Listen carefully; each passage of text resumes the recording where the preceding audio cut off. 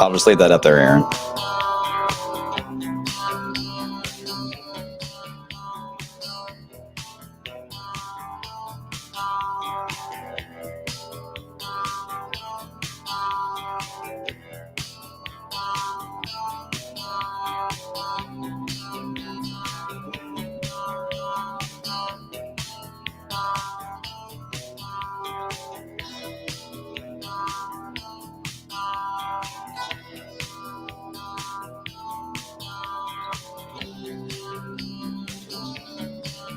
Good afternoon, Angie. Yeah, we lost the sun again. Don't worry. We'll be back here in a matter of moments.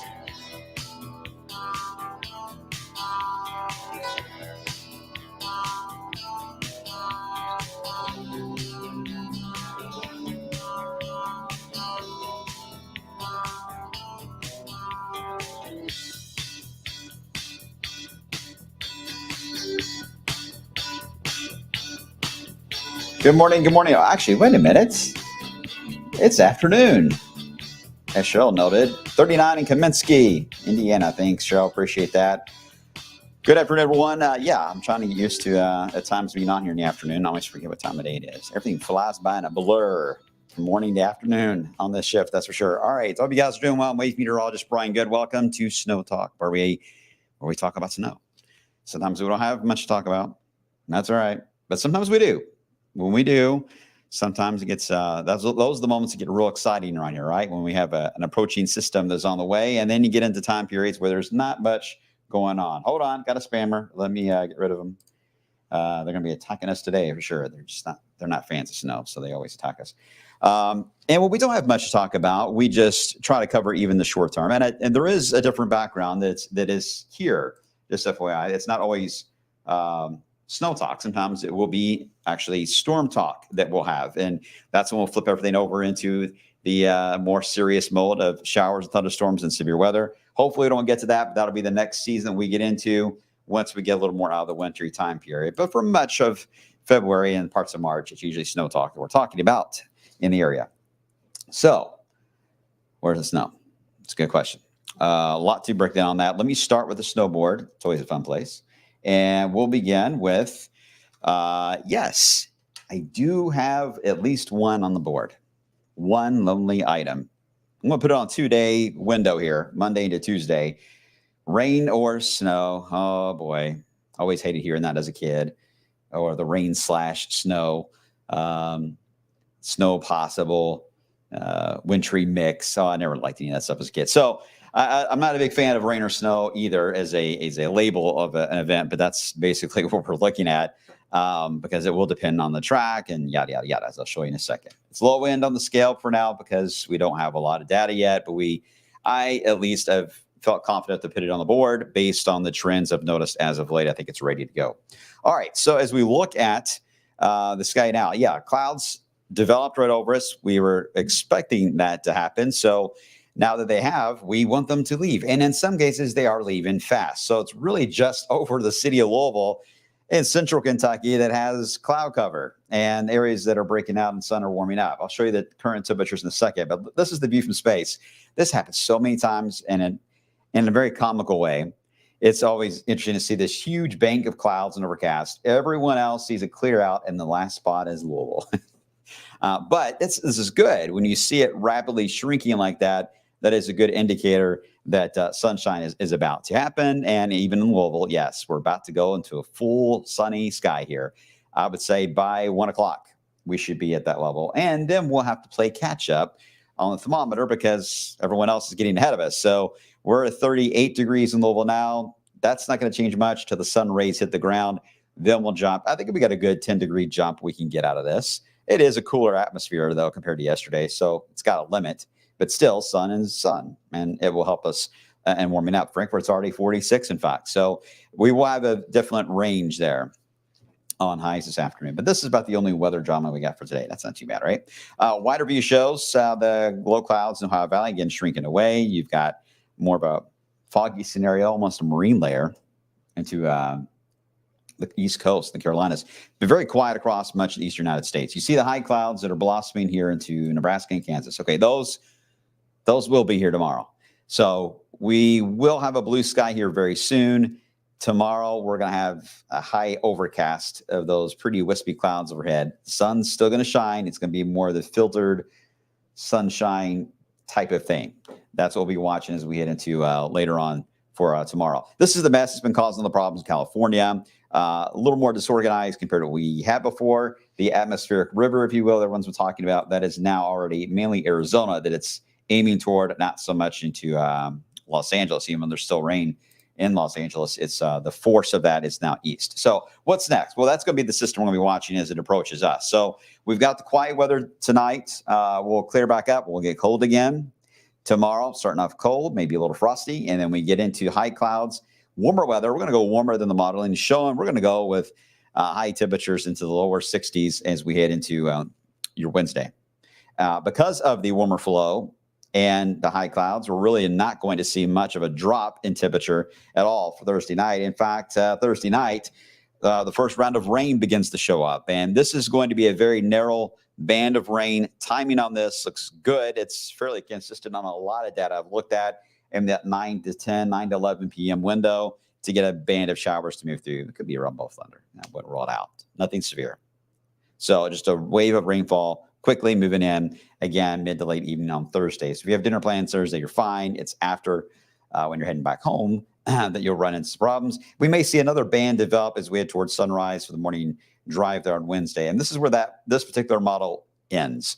But I will say there will be another round of showers as we head into parts of Saturday and Sunday, mainly to the south. But I'll tell you, on Friday, I wish the model went a little further, but on Friday, we'll have a little bit of rain in the morning, but there is still a growing trend to go partly sunny as we head into Friday afternoon or midday on Friday. And if we do that, I'm talking 65 to 70. 65 to 70 is reachable on Friday.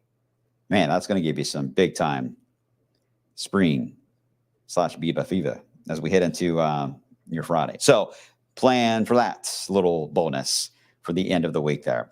Because once we get into next week, it's a different ordeal. Now, we talked about this low pressure yesterday. Like, okay, where's it going to go? What's likely?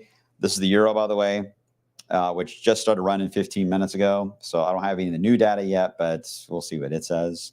But it is a southern piece that comes out of Texas. Now, yesterday it had it really suppressed to the south. It didn't bother really anybody in Kentucky or Indiana. Yesterday, it became a significant low pressure that moved in Chicago, basically putting out a foot of snow, potential for severe weather in our area, a lot of wind, and this would have been Sunday into Monday. It would have been a mess. Today, it went back to its southern track. I think the truth of this scenario is going to be somewhere in the middle of the two ideas. And why is that important? Well, a southern wave like this moving into the southern states, I-10 corridor, and eventually it will track right into areas of the Carolinas and Smokies. It's important because there will be cold air available for it on the northwest side. Just cold enough. I mean, it is right there. So if it does push into the area, some of this is going to be elevation snow that you're seeing there because the higher elevations of Kentucky and Tennessee.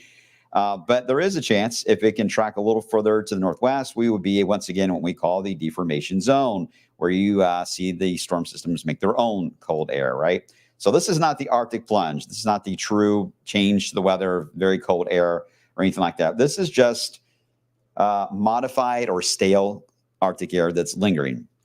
And if this track does track to the point where it can get the northwest precipitation shield, that's step one. It's got to give us something, right? We got temperatures, but we got to get moisture. So if it tracks to the point of the middle of the road, which I think it will, that's my personal opinion on it, it would then allow for a burst of snow on the northwest side. I just don't know where that's going to be. And I don't think it's going to be very wide at all on the counties.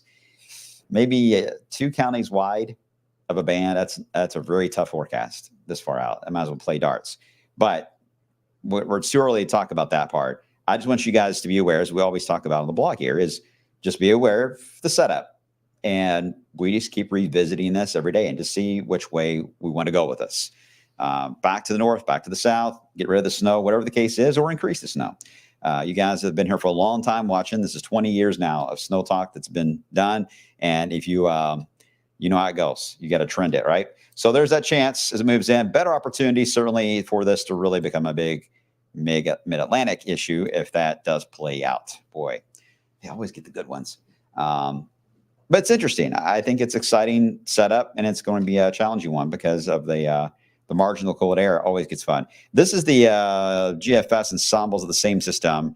This is the same time period of Monday, and this is the GFS different ideas that it spits out of what maybe could happen. And I know it's hard to read, but let me kind of guide you through this. We're looking at the ones that are interesting. Let's see. Not really. Nope. Let's see. Let's go to the ones that are. So that one, yes. That one, yes. Maybe on that one. Yes, there. Yes, there. Potential. Let's see. Maybe. Yes. Yes. Yes. Possible trend toward that. Okay. So we've got, 30 members here. We'll see. 31, I think it is, actually. We'll see how many of these will verify in the next model runs, but there's several on here that do like that idea. And to be fair, there are several that also say that it's a complete mess. So that's why we have to go rain or snow. That's a very long-winded way to say that. So again, that would be Monday and Tuesday. We'll see. Okay, so what about the flip to cold? Everyone keeps asking about that.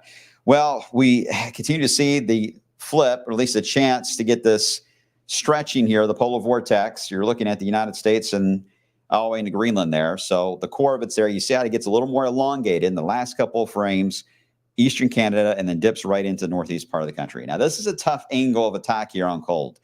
It's different than what we had in January. Storm systems can move into this area of the country, but because of the dip that's happening, they can't easily get sheared out. And that is a worry I do have, to be honest, that we're going to have storm systems that'll get sheared out. So we got the cold air coming in, but are we going to have any moisture at all to work with? If the angle does aim a little more west than what's forecast, which is possible, some of the data wants to do that, these systems can roll out, move slightly into Texas, gain some fuel, and be very similar to the one that we just talked about for Monday and Tuesday that rolls out of the Gulf and heads northeast and puts Kentucky in a good spot. That is possible, yes. But no one knows how that will play out. All we can tell you is that the very cold Arctic air, once again, is on the move for the first time since mid-January. We just don't know yet which part of the United States and how long will it stick around. Because I looked at the latest charts here on the Arctic oscillation. Again, you're looking at the green line, but also pay attention to the black line that's going across it. If the green line is staying below the black line, that is an indicator the polar vortex will remain on the move and can certainly reach our area of the country. And we certainly see that is below the line as we head through the 19th to the 20th, sharply below it. In fact, that's when it's most at max potential. And then we see it ease out of this, right? There's no dramatic climb to put the polar vortex right back in. It's a slow easing of the cold out of the area, but it does get back above it by mid-March. The EPO, which we're watching for the Pacific jet, right now, it's been positive, which has been fueling all the storms and rain into California. It's going to take a sharp dip as we head into next week, and then it gets back to near normal or neutral, if you will. So that could be a challenge. We'll see. This is our storm supplier, basically. This is going to give us our low pressure is going to be moving through, and you want it to be negative. That does shut down the blast coming from the Pacific to allow storm systems in the United States to dig and be slower and produce more precipitation events, but it just doesn't stay there as long as the Arctic oscillation does. So right now, I think, again, our biggest challenge is going to be, we get the cold air. We just don't know yet on the moisture side. But be aware that there is certainly a potential that it could be a dry, cold scenario, which is going to be awful. We don't want that. Would you say, Aaron? So all rain, then cold and dry. Could be. I mean, I'm not trying to. Hey, I'm honest with you guys. I'm a snow lover, but if it's not looking great, I also am not going to constantly. It may seem like I'm wish casting, but I'm going to be honest with you. If it doesn't look impressive, it doesn't look impressive. So I really think I think it's something to just watch as we get into the next couple of weeks. Once we get past mid-March, especially, I'm really hoping that we get into a spring pattern, a true spring pattern, and stay in it. Because after this, I think everyone's going to be over it. Let's see. What'd you say, Angela? I don't want to scare anyone, but there's blue spots in the sky over New Salisbury. Blue spots. Oh, you mean like the breaks in the clouds, right? Yeah. We're getting there. We're getting there. Let's see. Ronnie or Nanny. I'm sorry, Nanny. My bones love the warm weather. Yes, I'm getting to that age where I'm very sensitive to the pressure change. So yeah, these low pressures when they start kicking in, yeah, I'm dreading that. Time for the migraine meds, right? Okay, everyone seems like they're good. I'll leave you with one fun map, and I got to run because I want this to be just a quick update today. But this is you guys love this. This is like the eye candy. This is the snow outlook from the Long Range Euro through March. All right. Well, we're not going to get into the amount side. Let's kind of ignore that, but it's noisy. I mean, there's quite a few blues and purples and pinks showing up. So, it is a little interesting, exciting. It's not completely blank. If it was completely blank or we had all grays, I would be saying right now, winter is over.